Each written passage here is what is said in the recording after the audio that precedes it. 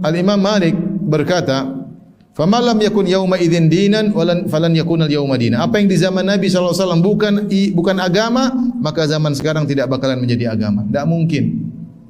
Kalau ada sesuatu di zaman Nabi bukan agama, sekarang dianggap agama, maka Nabi dan para sahabatnya tidak tahu agama tersebut. Berarti Allah telah menyembunyikan keutamaan hal tersebut, tidak dilakukan oleh Nabi, tidak diyakini oleh Nabi, tidak dilakukan oleh para sahabat, tidak dilakukan oleh tabi'in, kemudian Allah simpan, Allah berikan kepada umat belakangan. Konsekuensinya demikian. Maka kaidah yang disebutkan oleh Nabi jelas. Apa itu jalan selamat? Ma ana alaihi wa ashabi al-yaum. Yaitu jalan yang aku dan para sahabatku tempuh. Sudah, jangan cari macam-macam tentang Islam. Nabi lakukan, sahabat lakukan jika tidak. Dan itu kaidah ditekankan oleh Imam Malik. Kata Imam Malik rahimahullah ta'ala, "Faman lam yakun yauma idzin dinan falan yakunal yauma dina." Apa yang di zaman Nabi bukan agama, zaman sekarang juga bukan agama. Maka aneh. Di zaman kita ini perkara yang dianggap agama, bahkan dianggap wajib. Kalau kita tidak melakukannya, kita dihina, dicerca. Sementara Nabi dan para sahabat tidak ada yang melakukan. Apakah kan lebih merasa baik daripada Nabi dan para sahabatnya?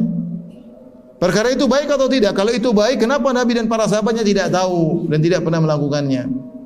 Terus kamu tahu sekarang. Logika sangat sederhana.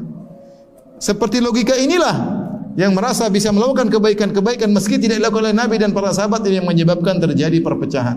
Masing-masing berkreasi. Timbullah namanya Rafidhah, timbullah namanya Khawarij, timbullah namanya Mu'tazilah, timbullah namanya Murji'ah. Kemudian mereka tercerai-berai menjadi berbagai macam kelompok dan pemikiran-pemikiran mereka masih terwarisi sampai sekarang. Jalan Islam untuk totalitas mudah, totalitas adalah dalam berislam dengan mengikuti Islamnya Nabi dan para sahabat. Selesai, mudah. Oleh karena ketika Imam Ahmad bin Hanbal mendebat Ahmad ibn Abi Du'ad, seorang tokoh Mu'tazilah yang memaksa orang-orang untuk mengatakan Al-Quran itu makhluk. Imam Ahmad mendebat di depan khalifah. Kata Imam Ahmad, "Wahai fulan, kau harus mengatakan Al-Quran itu makhluk, bukan sifat Allah. Apakah perkara ini pernah disuruhkan oleh Nabi Muhammad SAW?" Kata dia tidak pernah. Tapi pertanyaanku berikutnya, kalau Nabi tidak pernah menyuruhkan perkara ini, apakah Abu Bakar setelah wafatnya Nabi pernah menyuruhkan hal ini? Kata dia tidak pernah. Tapi Abu Bakar tidak pernah menyuruhkan. Umar, Utsman, Ali bin Abi Thalib pernah menyuruhkan suara ini kepada umat bahwasanya Al-Quran itu makhluk? Kata dia tidak pernah. Nah, kalau Nabi dan para sahabat tidak pernah menyuruhkan, kenapa kau suruhkan kepada umat?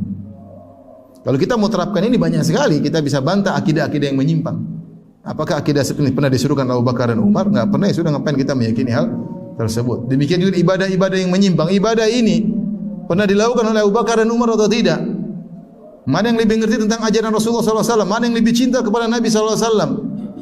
Kamu apa Abu Bakar yang rela mengorbankan jiwa dan raganya, yang berinfak dengan seluruh hartanya untuk Nabi SAW? Apakah dia kurang cinta kepada Nabi? Lantas apakah dia mengerjakan hal tersebut atau tidak? Kalau dia tidak pernah kerjakan, bagaimana kau mengerjakan yang tidak pernah dikerjakan oleh Abu Bakar? Apakah luput dari Abu Bakar kemuliaan yang tidak luput kepadamu? Logika sederhana. Kalau kita berpegang teguh dengan manhaj Nabi, melakukan apa yang dilakukan Nabi dan para sahabatnya, tidak ada perpecahan. Tapi ketika masing-masing berkreasi, maka timbullah perpecahan. Jadi perpecahan ini akibat dari tidak totalitas dalam beragama. Makanya saya bilang, coba lihat orang-orang yang melakukan kreasi-kreasi ibadah.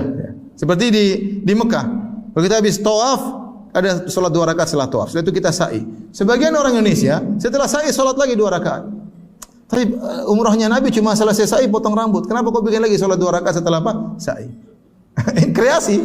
Berarti kesimpulannya umrah Nabi kurang lengkap, umrahmu lebih lengkap. Ya enggak? Selesai. Nah, ini niat saya baik. Niat kamu baik, tapi Nabi umrahnya tidak seperti kamu. Tapi kalau ada yang tambah lagi kreasi, kamu 2, saya 4 rakaat setelah sa'i. Dia tambah lagi kreasi. Ada kreasi, saya habis tawaf tidak 2 rakaat, saya habis tawaf saya 4 rakaat. Akhirnya kalau dibuka pintu kreasi, akhirnya bertambah-tambahlah tata cara umrah yang tidak pernah diajarkan oleh Nabi SAW.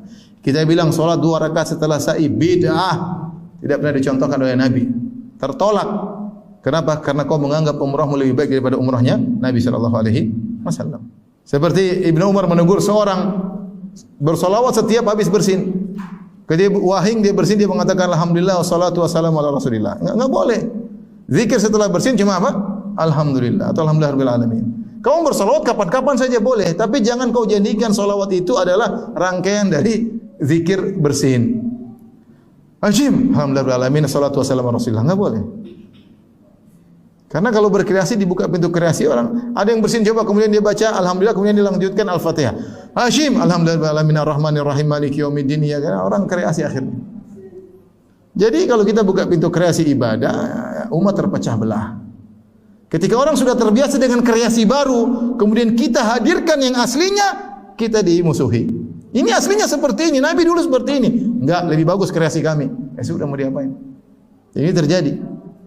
Kita tawarkan yang murni, mereka tidak mau. Mereka sudah enjoy dengan perkara yang baru, yang kreasi mereka. Itu semua diapain?